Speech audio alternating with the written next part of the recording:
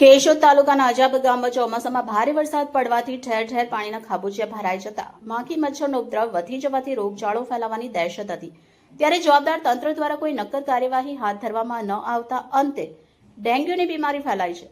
કેશોદના અજાબના શેરી રસ્તા ઉપર કાદવ કીચડ અને ગંદકીનું સામ્રાજ્ય ફેલાતા સફાઈ દવા છંટકાવ ઉપરાંત પીવાના પાણીનું ક્લોરિનેશન જેવી આવશ્યક કાર્યવાહી કરવામાં ન આવતા અજાબ ગામના મુખ્ય માર્ગો પર ગંધાતા પાણી અને મસમોટા કીચડ સાથેના ખાડાઓ ભરેલા હોય ઉપરાંત જાહેર માર્ગો પર જાહેરમાં ખુલ્લી જગ્યામાં પશુઓ બાંધવામાં આવ્યા હોવાથી પાણીજન્ય જંતુઓ ઉત્પન્ન થતા અનેક વિસ્તારોમાં તાવ, શરદી, ઉધરસ અને મેલેરિયા તથા ડેન્ગ્યુ જેવા રોગોના કેસ જોવા મળતા લોકોમાં વહીવટી તંત્ર સામે રોષ જોવા મળી રહ્યો છે।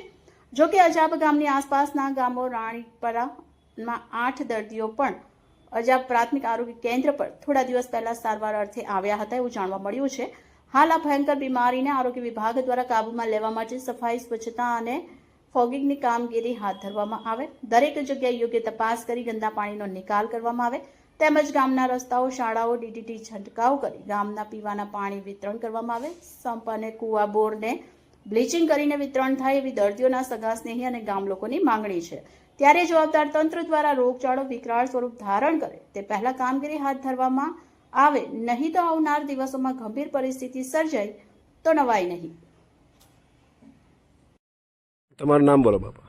મારું નામ નરસિંહ પ્રેમજી સગાડકા, ગામ અજાબ, તાલુકો કેશોદ, જિલ્લો જુનાગઢ।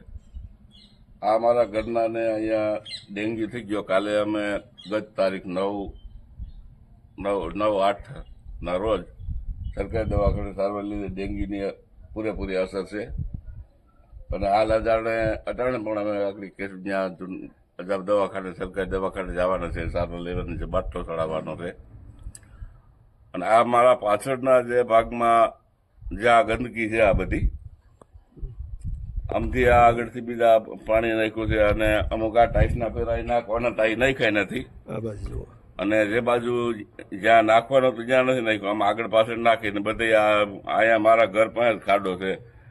મેઇન ગંદકી અહીંયા છે। અહીંયા જો થોડીક સાફ સફાઈ થઈ જાય તો આનો કોઈ પ્રશ્ન સોલ્વ થાય એમ છે। પાછળના ભાગમાં બ્લોક તો દેખાય છે બાપા। પાછળના ભાગમાં બ્લોક છે, બ્લોક હતા એ કાઢી નાખ્યા, વરદી પેલા નાખ્યા હતા ને પછી આ બીજા પાછા કાઢીને પાછો ગાંઠનો અહીંયા ખાડો કર્યો અને આવા બધા પ્રશ્નો છે। એટલે આ મચ્છરનું ઉત્પાદન અહીંયા જ છે વધારે અને અહીંથી જ આ ગંદકી બધી લાગુ પડી ગઈ છે।